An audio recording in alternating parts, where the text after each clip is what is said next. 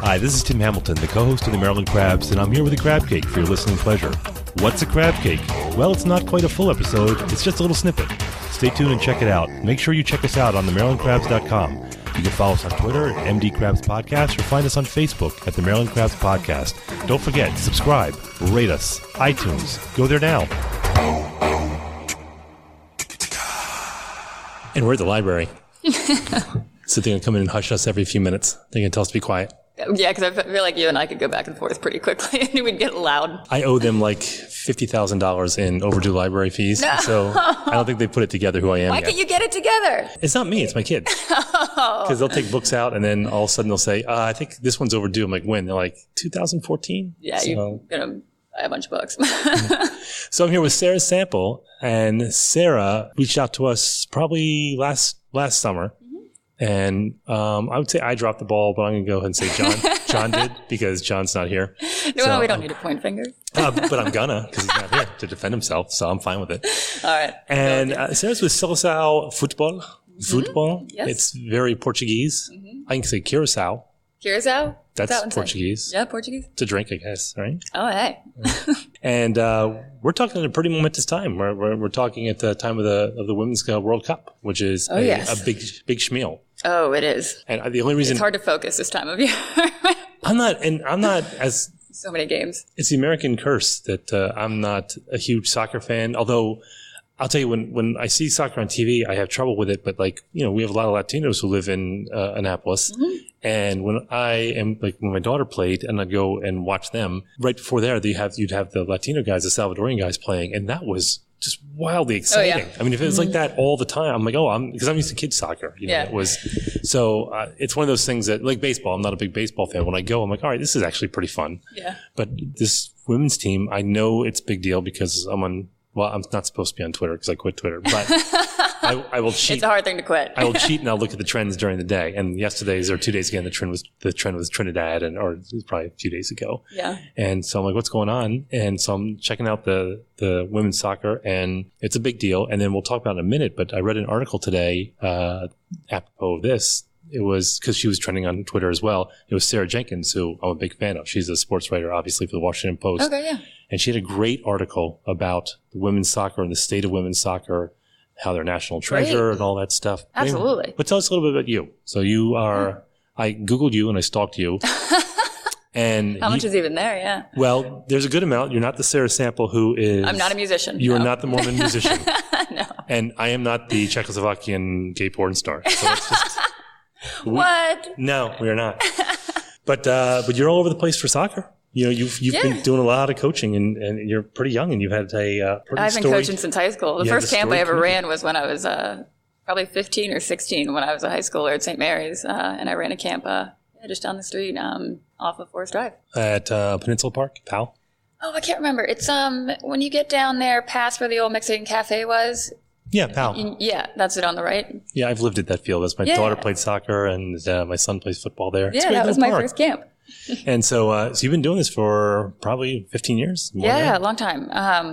So I started, what do you want me to start with, my playing career or coaching career? Well, depends on how much time we have. Well, you're local, so you're a St. Mary's girl. Yes, I went to St. Mary's. I actually grew up in Me too. Bowie. Oh, no. Yeah, so I was in Bowie until I was about 11, I'd say. And then we moved to Annapolis because we were going to go to St. Mary's for high school. You moved just for the school?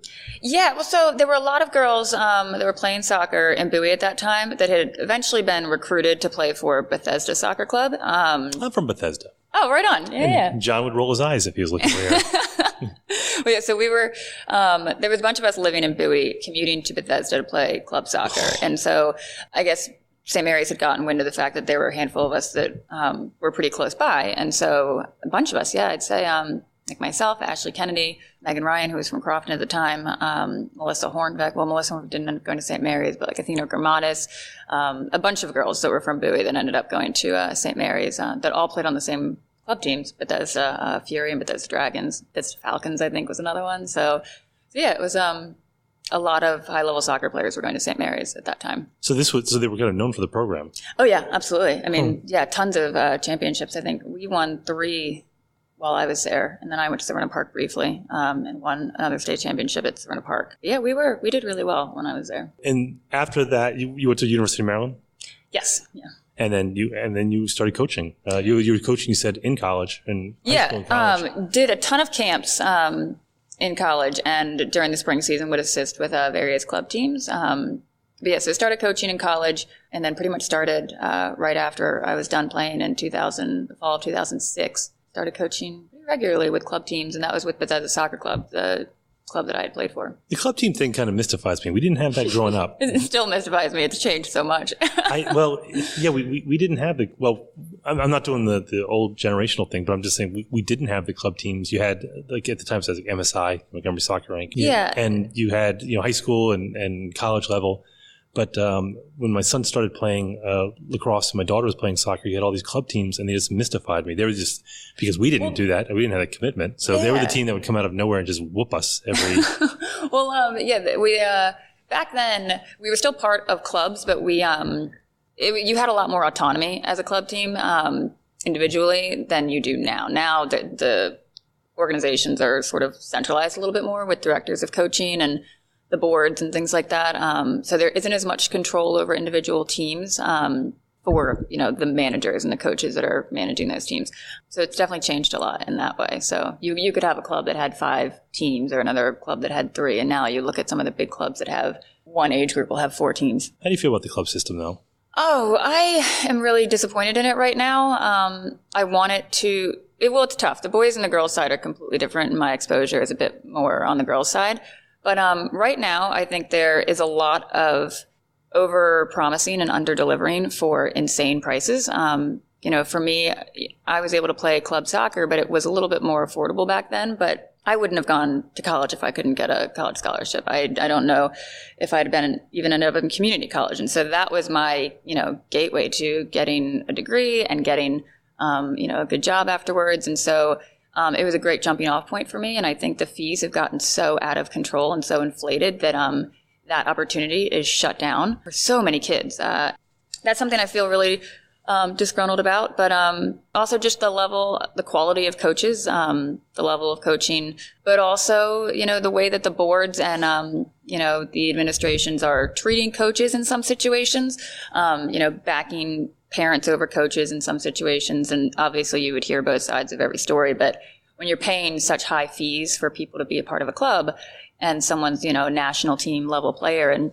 they don't like their coach and they want to switch their coach out for no real reason other than just personal feelings. Sometimes you'll see directors take the side of the parents because they want to keep that high caliber player in their club. And I've seen teams go through great, like 4 or 5 great coaches just because the parents, keep complaining about things that really don't have a ton of merit to them. It's really just to do with keeping them in the club. But then I've also seen kids who are, told they're going to get equal playing time and be able to play lots of different positions and all of the things that are developmental and help make good thinking players as kids get older. They're sort of promised this curriculum, for a certain price, and then they're not getting that. I was talking to someone who had an 11-year-old daughter recently, and she has switched club teams 3 times now, and it shouldn't be like that. You should be able to, find a team with a good coach and a decent fee, and they're doing things in a developmental way that helps build up the ability of all the players and not just the 5 best players.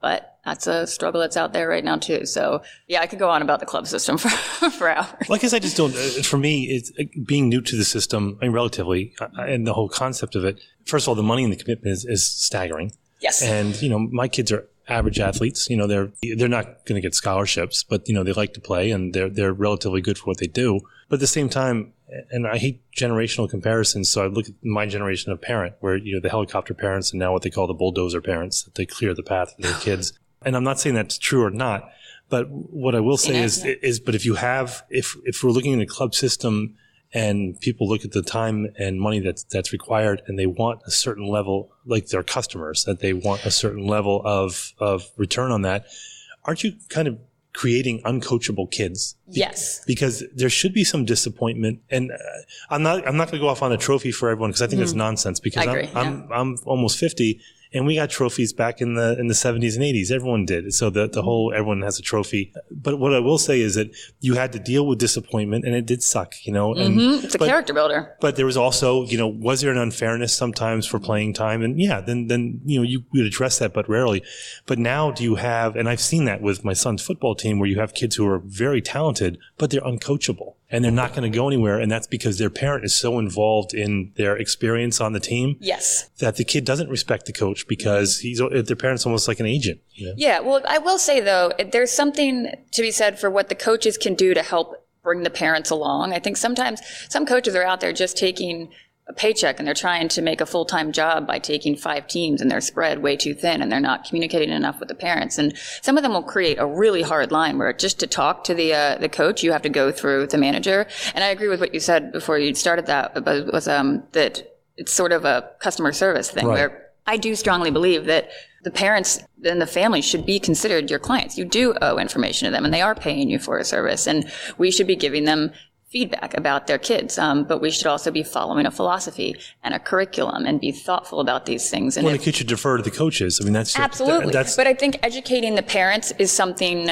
and having being able to fall back on your philosophy and your curriculum and your experience, and being forthcoming with parents and being decisive with them and being clear with them helps mitigate a lot of those things. So I think the coach can get ahead of a lot of that if they're just more organized, more focused on that team, doing things the way that they should with their evaluations and getting those in a timely manner. And if a kid's going to be cut, let them know in the winter they're tracking to be cut by the spring tryouts, let's say. These are the things they need to do by X time. So it's something that they weren't, blindsided by at tryouts and then they didn't try out for another team. But also helping the kids and the parents see quantifiable results with there are a number of things you can do to help them see the development and see the progress that's quantifiable. So I think you're absolutely right that there's bad behavior on both sides, I would say. So I think there's accountability that can be had on both sides for sure. But you're right. I mean, I have had situations where I'm, having a moment trying to coach a kid on something in particular, and they have a little bit of an attitude. And one of the first things I think this kid said was, well, my parents think I'm awesome. And I'm like, I'm sure they do. But just their ability to receive critiques, there's definitely a struggle there with some players. But that's another thing on the coaching side that coaches have to be better at, is that you have to be an educator, and not every kid is going to be exactly the same. And so what Susie responds to is different than what Jenny responds to, is different than what Adam responds to. And you have to try different things.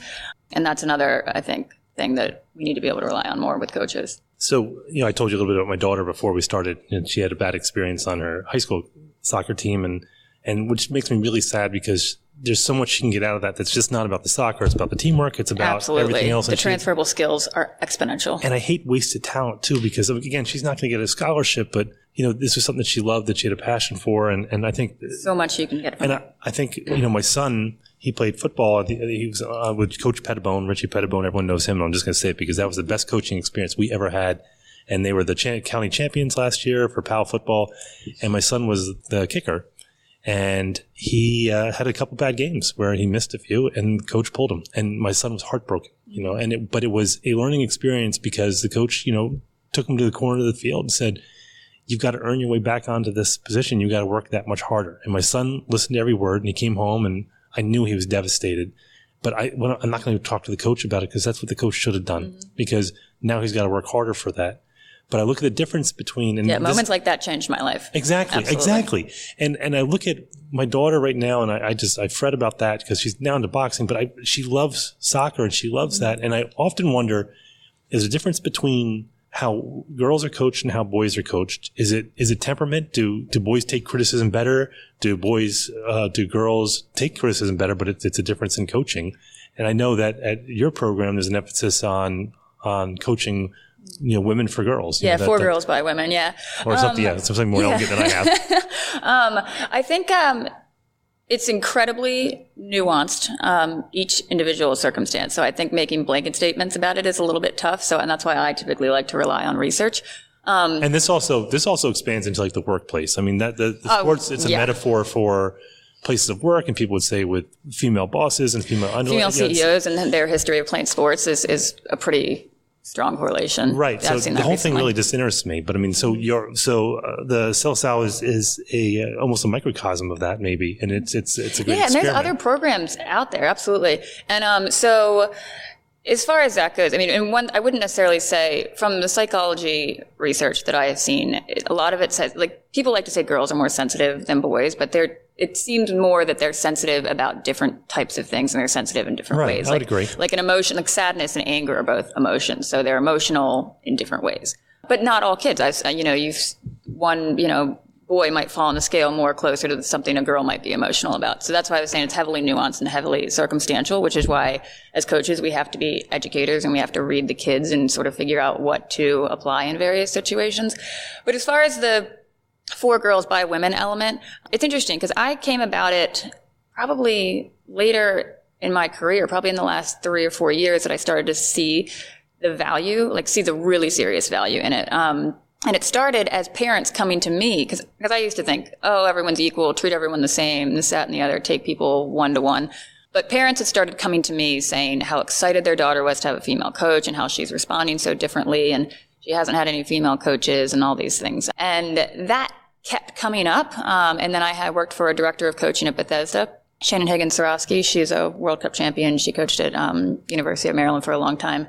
She's now the DOC at Bethesda. And it was a really strong principle of hers that we were hiring high-level female coaches that also played. So a coach that can go out there and, bend the ball or, do the juggling and show them the examples of things. And I thought that was interesting. And so the more I looked into research about how many women are coaching versus how many men are coaching girls in youth sports, and it's gotten a lot better, depending on what research you're looking at. It could be 70-30, it could be 60-40. But so I started to think a little bit about representation because that's what kept coming up, that girls were dropping out at, 12, 13, 14, and some of that they say has to do with puberty. But a big thing that comes up in the research that I've seen is representation. That's why on the website we talk about we have stories that these girls can replicate. And so then I started to think a little bit about who did I look up to when I was, deciding what I was going to do, with soccer and why I was going to stay engaged with it. And I remember we had the Maryland Pride.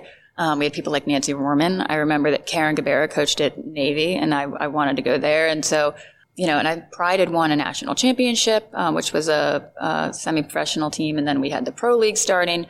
And so I started to look back on my own career and started to think the things that I was really engaging with in a powerful way were seeing these examples. And Megan Rapinoe has a great quote about how someone, was asking her about her dream of being in the World Cup. And what she said is that when the 99ers won, that's what established her dream for her, because she hadn't, I remember thinking more back on, Shannon Higgins and Karen Jennings-Gabera and April Heinrichs when they had won the World Cup early on, and Michelle Akers. And I think it was 91 or 92. And I remember that was my moment that Megan Rapinoe is talking about. And it's funny because we're the same age. But that was my moment of thinking, that's what I want to do. But it wasn't until I really saw that I thought, oh, that's what I could do. That was a really powerful thing for me in terms of my career and how I started to think how us being out there, being able to show them the different drills, being able to talk to them about semi-pro, being able to talk to them about pro, getting college scholarships, whether you even want to just play county level. It definitely changes, I think, how the information lands for them when you've seen it and done it. Well, I think it's also because, you're talking about like the role models, who you look up to. And if you think about it, so when I was a kid, in the 70s, tennis was huge. And you can name everyone from Bobby Riggs to Arthur Ashe and Jimmy Connors. And now I think you look and you see that women's tennis has somewhat eclipsed men's tennis, but that hasn't happened until, probably the late 90s, early 2000s. And you have the superstars that emerge. But I think that with women's sports, you don't see a whole lot of role models start to emerge until probably the 80s and 90s across sports. Yeah. And which brings us to the article that we're talking about with Sally Jenkins when, I have it here. It was in defense of of Women's Cup. In defense of it? Oh, God. No, let's see. That's on you. The U.S. women's national team is an American treasure. Pay them a bounty. So basically, it was saying, just imagine how that record-setting 13-0 victory over Thailand will play at a jury trial. It's going to be a lot of fun watching lawyers for the Soccer Federation try to justify why the U.S. women's national team, with their air rifles for legs, were paid 38 cents on the dollar compared to their male counterparts and had to sue for fair wages. It's going to be pure entertainment listening to the Federation president stammer out an explanation on the witness stand as why this team, with nothing short of an American damn treasure, isn't worth equal coin to a men's squad that can't beat Jamaica. Yeah, and who knows what, I know, what some of their best stats are the CONCACAF, and it's like no one even knows what the CONCACAF is. But that's going to be, well, did you have a question, or should I just launch into it? I just ramble, so you start launching. So that whole situation with the equal pay thing, it's complicated because a lot of it has to do with FIFA and when it comes to prize money. And that's what they'll say right here. They said, exactly. And also sponsorship and everything like that. And so it has to do with a lot of other elements. So that's a tricky piece to it. If it had to do with FIFA doing the right, like having a moral compass, I don't know that we could ever feel like we could rely on that. Or not from FIFA. You know what I mean? So I don't know a lot about soccer, but I do know that. Yeah, exactly. So that's a tough element of it. The other element that I understand has to do with collective bargaining. And I know, there's a big difference where men get paid only when they're in camp, and there's certain women on contract who get paid regardless. But then also the women, their contracts also have to do with their participation in the Women's Pro League, because a contracted U.S. national team player is paid by U.S. Soccer, not by the Pro League teams. So it's very nuanced and very sort of complicated, but that was the other thing. I think when they were initially talking about women on the team being paid outside of when they're called into camp, I think early on it had to do with having kids, and so they were still the best player, but they weren't showing up in camp, but they still needed to be able to get their check because they're getting ready to start a family kind of thing. Right. So there's a lot of different things that go into it. I'm interested to see how it ends up playing out, but there's all these like different businesses that are stepping up now to sort of help bridge the gap, to sort of, I think, call even more attention to the fact that they want to do the right thing, even if U.S. Soccer and even if FIFA isn't. And this kind of stuff, I don't know if you've listened to American Fiasco, when it was the men's lead up to, I can't remember which World Cup it was. It was the mid to late 90s. And they showed up, I think, for their first game, and they were suing U.S. Soccer when they, landed on the ground kind of thing, right. And they weren't going to leave the hotel.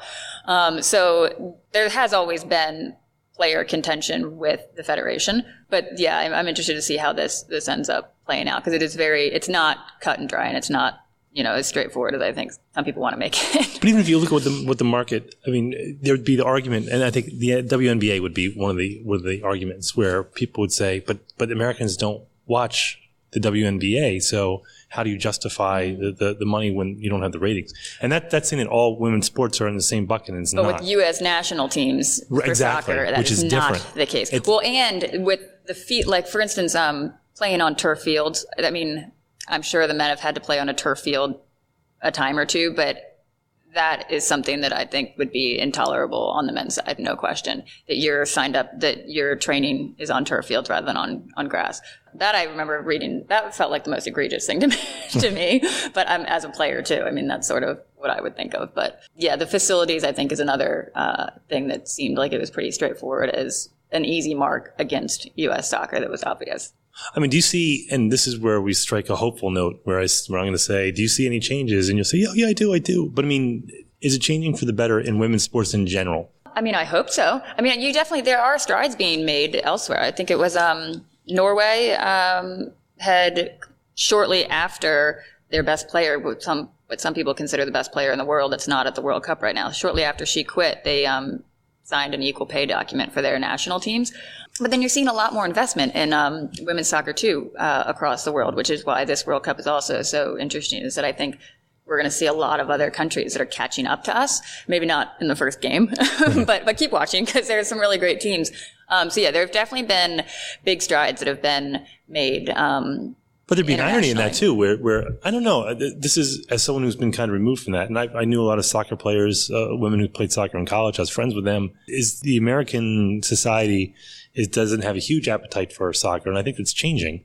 So when you're seeing an American team that is this white hot, is that surprising coming from a country that doesn't embrace soccer when the rest of the world does? I mean, Americans love winners, and we're really we've historically been a very, very strong team, strong performing team. I couldn't even care. like when we won a World Cup. I remember the technical report was nicer than how we actually played, because it was like, well, we won, so it's got to sound good. I remember reading it and being like, that's not what I saw on the field. I'm from Maryland, so I don't care about the hockey, but when the Caps were playing last year, I was watching all the games. Wasn't understanding them, but I was watching it, and I was excited because we were winning, because we have those winners. Yeah, well, and it's funny with I was bummed because a lot of the games starting off this World Cup, some of the strong teams really were not showing up, and they were closer than they should have been. I'm thinking about that American fan that I don't always want to play into this, but there's not enough scoring kind of thing. I was like, oh man, just watching some of these games, and even our better teams were playing down, like, the Germanys and France and, a few others they didn't start off playing as strong as they could, and they were sort of playing down a level, which then kept those weaker teams, we're in this game, so then they're sort of balancing it back out. So I was happy when the U.S. women came out and just like sealed it up super hardcore, because it's like, at least they showed up to play, because the other teams, I didn't think were doing that at all. And I'm like, we're going to lose the American fan that's like wants an exciting, good soccer match. We're so uncultured here. Sometimes I get embarrassed. But I do kind of get it, because I'll be like, now this goes for soccer as well, and maybe even lacrosse or for hockey and lacrosse, is low scoring games. It's because like if I'm watching, I was watching the Caps, and I made myself watch it. I mean, again, I'm not, I like boxing, and football, and basketball, and that's what I like. And but if you're in the third period and you're up like by 4 points, you could pretty much change the channel, and one of my friends from Pittsburgh go, it can happen. I'm like, I'm sure it could. Yeah, and that's sort of how I was yesterday when I think we got to 7, and I was like, all right, we're good. Like, but and I mean, and the games will get more interesting as we get into the later stages. But yeah, I think I stopped watching around 7 goals. So the girls who are in your program, are they as stoked as the coaches are about the World Cup? Yes. Oh, yeah, absolutely. And it's something that we play up a ton. Like we want to keep, even the ones that aren't that energized about it, we want to keep them super excited. And it's fun. Like, I don't know how much longer this will last, but a handful of my friends that I played with are on the team now. And so having that like relationship, the girls think that's like the coolest thing. Oh, they're on the women's soccer? Yeah. So I played, I played with Ashlyn and Rapinoe and Tobin, all like youth national team stuff. I was on the under 19 national team before I got cut, right before the first under 19 World Cup. But I'd played, like Becky Sauerbrunn, like I played with Krieger at Washington Freedom. So I've spent a lot of time with those players. So having that sort of connection and letting the girls know about that and sharing that with them and showing them pictures helps bring that sort of culture and representation to them directly, and I think that helps get them really excited about it. You know what? I'm going to have my daughter do this camp. Oh, great. I seriously am. Well, what? Because I know them and I played with them. No, because what changed your mind? Because you have a passion that I think that she has too, and she had a really bad experience, and it wasn't the coaches, and I don't think that helped, and maybe that just I'm not blaming them, but I just I hate wasted talent, and I think that your program looks to be a little different than just, county, which is good, Yeah, but I absolutely. think, and you have the camp, it's at the Indian Creek Upper School, and that is August 5 through 9. Yep. And that is ages 8 through 18. 8 to 18. Yeah. And it's very individually focused too. So it's for all levels, but we have to we send out information that gives them sort of precursors on some of the maneuvers that we're working on, but also what are your goals? Tell us. It's very much, it's capped, so we don't have too many kids. It's not babysitting. You're coming out with tools and a skill set. But yeah, before they even get to camp, they have to send back what their short-term and long-term goals are, so that while we're working with them throughout the week, we have these touch points. So yeah, so it's fun. I love it. Now let's say you had a girl who probably had a little bit of a problem with authority and has a little bit of a temper. Is that a problem, or is that going to be okay? Are you kidding me? We have to deal with everything. Right. Trust me. Yeah. I'm just apropos of nothing, just bringing that up. I will say, one thing, myself and some of my fellow coaches that I know, a lot of times the players with a lot of intensity and a lot of energy and a lot of passion, I can work with that. The ones that are a little bit more apathetic and don't have as much of that drive, I mean, I would rather rein somebody in than have to try to create passion where it doesn't already exist. So yeah, in a lot of ways, if it comes to being a little bit more of a firecracker, I would opt for that. Because you're teaching, is it decision-making and execution, the two things you say? That that's all that soccer is, yeah. And that's confidence. It's nonstop. It's confidence, but it's also, it's teaching them to be thinking players. And it's like, even with the work that I do with Arden Christos FC, that's one of our biggest things is guided discovery and creating kids that are problem solvers, because I'm the coach on the sideline. I can't puppet you while you're out there. I need you to be able to see what's in front of you, see the 5 different options, and decide based on the circumstances which one makes the most sense, because I can't choreograph those things in the moment when you're out there. And the other thing is that everything that they see on the field is going to be different, and the positions they play should be different. Like sometimes, sorry, that's going down a whole different tangent, but a lot of times we train kids into this system, this way, this position way too early. And that's a big thing for development is different players playing different positions all over the field, sharing playing time. And that's the problem with the club is that I think they become specialists, right? Exactly. And that's the thing is that we sort of train them into this thing that we're so stuck on. And it's like, this kid is going to maybe play high school, going to maybe play semi-pro or college or anything. And so if you get to, working with a different coach on your high school team or your county team or your college team, if you don't know the game and know how to read it, and all of a sudden the personnel for that coach doesn't have you in that one position that you've been trained at your whole life, you're on the bench. So unless you're a utility that knows how to play, right back or left midfield or center forward or any of these things, you're handicapped. And we're handicapping kids by not giving them tools that can extend beyond this linear vision that we have within our club or within, our recreational program and so on. So creating the thinking player is the big thing. And why so much of it focuses on Brazilian curriculum, which is where the Portuguese name comes from, is that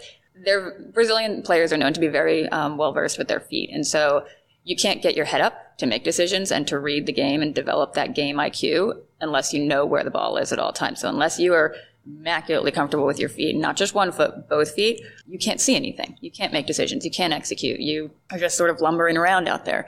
So that's something that, like when it comes to the weak foot especially, you can watch some of the games that we've already seen so far, and you can see when teams are attacking, the percentage of the game that goes down the right side and the percentage of the times the players are using their right foot, cutting back to their right foot when they should have just hit the ball on frame with their left, just because they're not in power, they're not comfortable with it, they're making it more difficult by cutting back to their right. The way that the game changes when you don't have both feet is just wild. I think even at the professional levels, it's egregious how untrained the weak foot is. But so that's the big thing, is getting them really, really comfortable with their feet so they can make fantastic decisions. It was funny. I was reading a book a long time ago, and it was called Shark Proof. I can't believe I pulled that out. That was probably in 93, and it was a book about business. And the author had said something that he'd played with the CFO of some company, and they're playing doubles tennis. And so the CFO, before he was on his team, and he came to him before the game, he goes, "Hey, do you mind if I play left side?" He goes, "I'm very weak on my left side, and I want to work on that." Ugh. And that always just impressed me, was that somebody was taking a look at their weakness, and instead of playing to the strength, saying, "I'm going to play right because I'm strong," so they're forcing themselves out of their comfort zone to work on a weakness they have. Yeah. And it's not just, the adults certainly won't do it, but kids will absolutely shy away from working on weaknesses. Oh, yeah. Well, and that's what I always say, especially with kids that are predominantly single-footed, is that you can be 50% of a player or you can be 100% of a player. And because the options that are available to you, if you can't use both, are very, very limited. And that's something that even when I was in my older playing days, when I was, I think, 27 or 28, playing with DC United, at that point, I was, playing with college level players that are 18, 19, and 20. And I'm like, if I'm getting on this field, I have to be bringing something to the table that nobody else has. So I spent 2 months leading up to our preseason, just nonstop working on my left foot. And that was actually a time when I developed a lot of this curriculum. I was just trying to take people on down the left side and working on just ripping that ball in from the left wing. And sure enough, I was starting at left wing, at left forward and midfield. And if you talk to any of my coaches that I'd ever played for, they would have never told you anything about my left foot. They would have pretended I didn't have one. Right. But that kept me on the field, and it kept me being competitive with players that were 18 and 19, and in some ways in the prime of their career when I was coming off of my career at that point. But it's a significant thing. I'm gonna have my daughter do this. I do.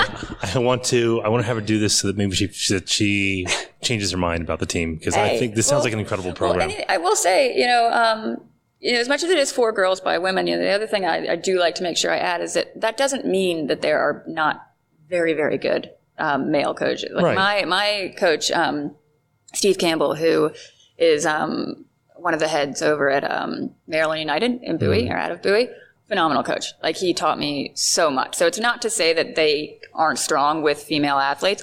It's just to say that we provide different things, essentially. And I have seen some terrible female coaches. I think the biggest things are that we have to ourselves remain students of the game, and we have to be educators. And I think if we can do those things, then we can be effective. All right, so that's Seleção Futebol, and you can find that at selecaofutebol.com. So that's SELECAOFUTEBOL, or it's a mouthful. Or you can just Google Sarah Sample and girls soccer camp, and then you'll get the same result. Mm-hmm. But that's August 5th through the 9th, 8 to 18 at Indian Creek Upper School. It sounds awesome. I have my daughter do it. Great. And Sarah, this has been great. Thanks for hanging tough and being persistent and John's incompetence. Let's all admit it. But your words, not mine. Yes, but thanks for stopping by. Thanks, Sarah. Yeah, thank you. This has been the Maryland Crabs podcast with Tim Hamilton and John Fernay. Sure to follow them at all the regular places: Facebook, Twitter, YouTube, and online at themarylandcrabs.com. Take a moment to rate us on iTunes. Now, get the hell out of my kitchen. Seriously, go! You're still here? It's over. Go home.